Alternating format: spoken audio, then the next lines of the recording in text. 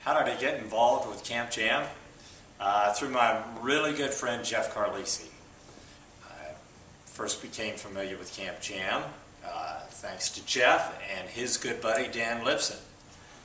So, man, I think I've done I think this was my 4th or 5th Masterclass.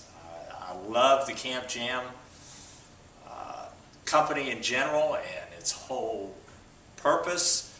I love the way it works with kids and music during the summertime, during the school year.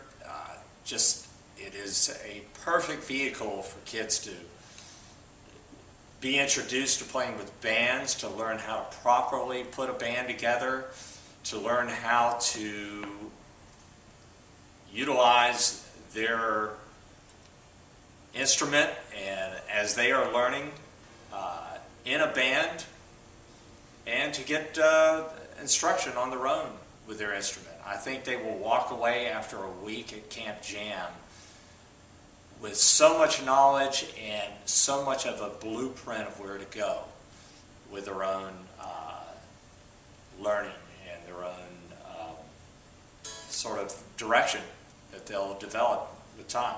It's a great program. My influences as a child, when I first started playing, I started playing when I was 11 years old. I was into Jimi Hendrix, of course. Everybody was into Hendrix. I was into Jimmy Page.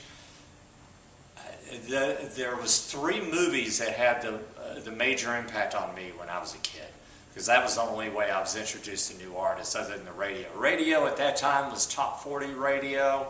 You'd hear some things. Every once in a while you'd be lucky you'd hear Zeppelin or something on there, but it was usually really late at night.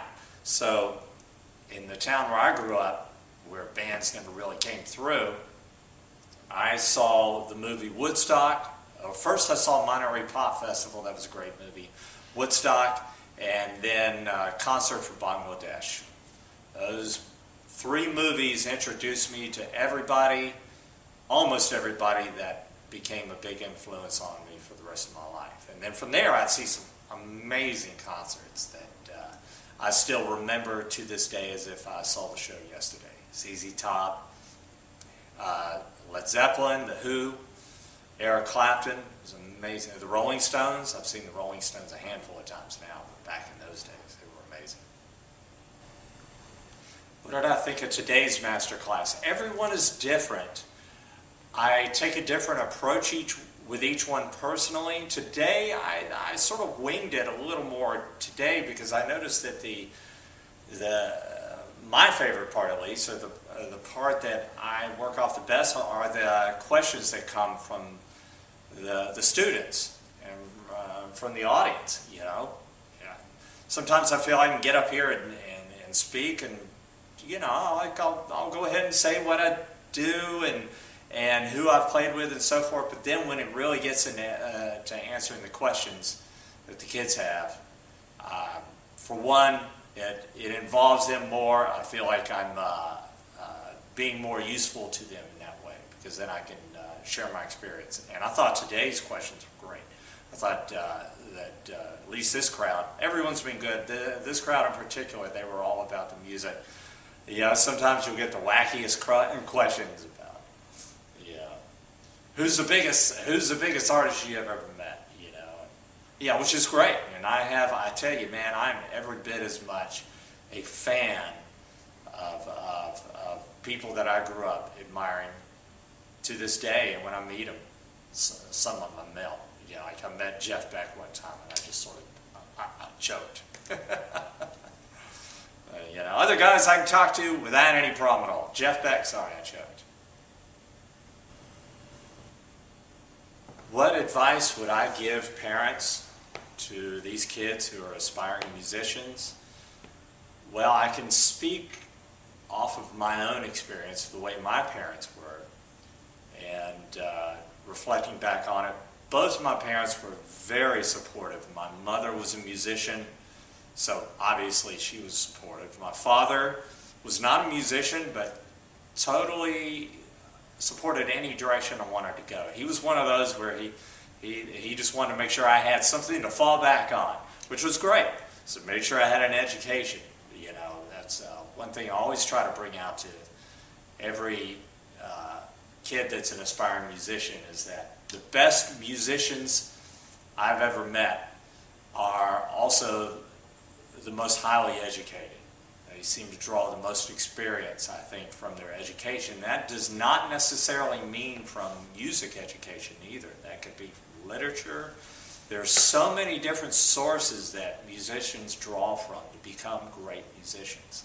So I always try to bring that out. But the second thing, my parents supported me through thick and thin. They never tried to deter my path whatsoever. And I could not have asked for anything more than that. If I wanted to go to music school, I went to music school. If I wanted to take lessons, I took lessons. If I wanted to take 2 years off between high school and college to play music, I'm sure they grimaced, but went for it. So just be supportive. I think breaking into music in some shape or form, it doesn't necessarily mean that you're going to be the next Lady Gaga or the next Sheryl Crow. In my case, I had big dreams of having my own band and everything, and then I ended up being a sideman and playing for other people, and that has actually worked out way better. It could be that, or it could be playing in the studio, it could be teaching, it could be all sorts of ways that you can do music. It could be writing music for TV or for commercials or whatever. There are so many ways that you end up making a living at music that, to me, it is no different than pursuing any other career. If I have any just random thoughts, one of the things that I've learned about being a musician is that it is so much about getting along. It's about when you're playing with a band. You can be an artist. I've worked with so many different personalities, and I'm sure everybody has their opinions of me. But the main thing that we all try to do is to be. When you're on a bus with somebody for weeks on end, you guys gotta like each other. It becomes a family. So I always say. Don't be a jerk.